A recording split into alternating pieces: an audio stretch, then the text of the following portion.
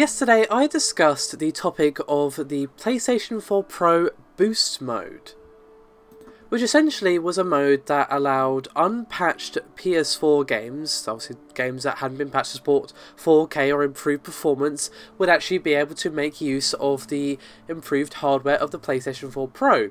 Now at the time it was pretty much confirmed that this was real. I always like to hedge my bets and just say it might not be real before it's actually officially confirmed, just in case, because it has happened a few times where I've been like, yeah, this is definitely happening, and then turns out not so much. However, it has now been confirmed by Sony that the PS4 firmware update 4.5 is adding this rather cool boost mode into the PlayStation 4 Pro's variety of tricks. Now, they spoke with The Verge about this, and they confirmed a couple of details about the boost mode and how it's going to work.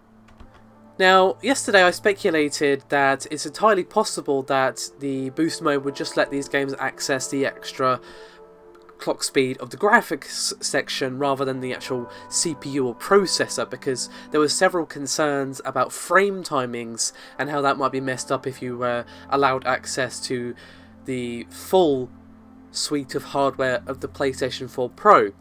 But it seems that Sony have figured out a way around that, as apparently boost mode will, quote, let PS4 Pro run at a higher GPU and CPU clock speed in order to improve gameplay on some PS4 games that were released before the launch of PS4 Pro.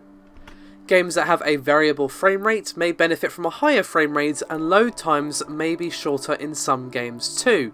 Now, of course, Sony is very clearly not promising that every game ever to come out for the PS4 is going to feel the benefit of this mode, but it's still actually a really nice addition to the PlayStation 4 Pro, and like I pointed out yesterday, just inherently increases the value proposition. Even if, say, just for example, 30% of games can't use this boost mode for whatever reason, it's still adding a significant portion of games that actually make use of the extra power of the Pro. Just by running smoother, or load times being faster. The load times, even if it's just that, it's actually pretty nice, because on certain games, the load times are pretty dreadful on the PS4, Vanilla and Pro. Now, Sony have stressed that using boost mode might have some unexpected behaviour, with the PS4 Pro running at its full speed rather than its downclock state when playing an unpatched game. So if it does happen, perhaps there's crashes, or the game isn't running right, or something's just wrong, you can just see that the game isn't running how it should, then obviously you should turn boost mode off for that particular title. Now, of course, there are still concerns. Is this going to increase perhaps the heat of the console? Can you keep the console on boost mode all the time? Is this going to perhaps increase more wear and tear on the console? Probably not, but it's a question that's worth asking. I think the most primary concern, though, is how many games are going to be able to use this, and is it going to significantly increase the amount of heat put out by the console? I would think not.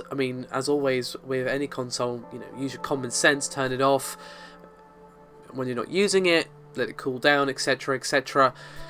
But perhaps running at full speed all the time could cause overheating issues, but hopefully Sony have taken that into consideration. I'm sure they have, and they have undoubtedly done testing with this on their end and found that even if for extended use, yeah, it might get hotter than it might normally, but not to the extent that it might be concerning.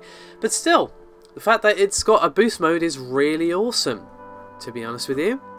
Unfortunately, I can't find any ETA on when this is going to come to non-beta users through my searches, but hopefully it won't be too long, because I'm eager to get stuck into this and see actually what a difference it actually makes to certain titles. And yes, Bloodborne is going to be probably the first one that I pop in to see if it at all makes any difference. That would be rather lovely, to say the least.